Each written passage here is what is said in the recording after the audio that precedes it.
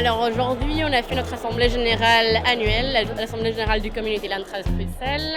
Nous sommes à la Bellone, maison de spectacle, qui nous accueille aujourd'hui pour cette assemblée. On a commencé par présenter tout ce qui est budget 2023, les comptes de l'année 2022, avec notre coordinateur financier Thibault Leroy qui fait ça super bien. Alors, l'Assemblée générale, elle réunit tous les membres du CLTB. Et pour être membre, c'est soit des personnes qui soutiennent le mouvement, qui trouvent que c'est un mouvement important et ils veulent y prendre part de manière active, soit ce sont des personnes qui souhaitent acheter un logement chez nous, qui sont inscrits comme candidats dans notre registre de candidats. Et tous ces candidats sont invités à l'Assemblée générale. Et donc là, je vois dans l'Assemblée qu'il y a une série de gens qui sont déjà habitants dans le logement CLT et qui viennent pour voir ce qui a été fait l'an passé. Il y a des gens qui sont candidats qui souhaiteraient devenir propriétaires un jour. Et puis il y a des personnes qui nous soutiennent depuis des années et qui reviennent régulièrement, on les voit chaque année. Je me présente aujourd'hui comme administrateur.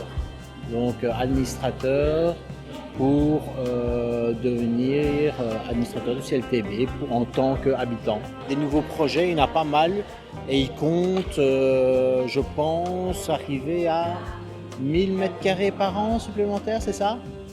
Si je me trompe, je pense que ça doit être ça. Alors, il y a un nouveau projet de logement, de 8 logements, rue Navet, à 1000 Bruxelles, mais à la frontière avec Scarbeck. Du coup, c'était super pour les gens qui veulent y habiter parce qu'ils vont pouvoir emménager assez vite dans le nouveau logement.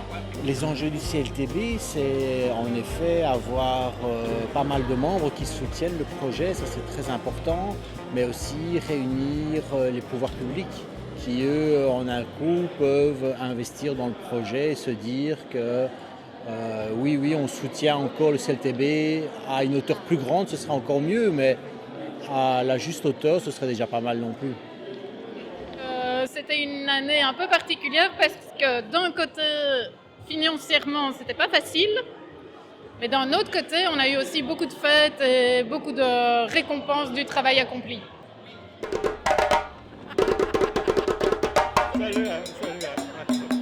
On a reçu des Nations Unies et d'une association qui s'appelle World Habitat en 2022 et on est très fiers parce que ça montre la qualité et l'innovation de notre travail. Donc je pense que malgré les difficultés, on a une équipe merveilleuse, on a un conseil d'administration très soutenant et on a beaucoup de confiance de continuer à grandir, à prendre une place plus importante parce que l'enthousiasme des habitants montre que c'est vraiment la bonne voie et on cherche les moyens pour continuer et pour agrandir.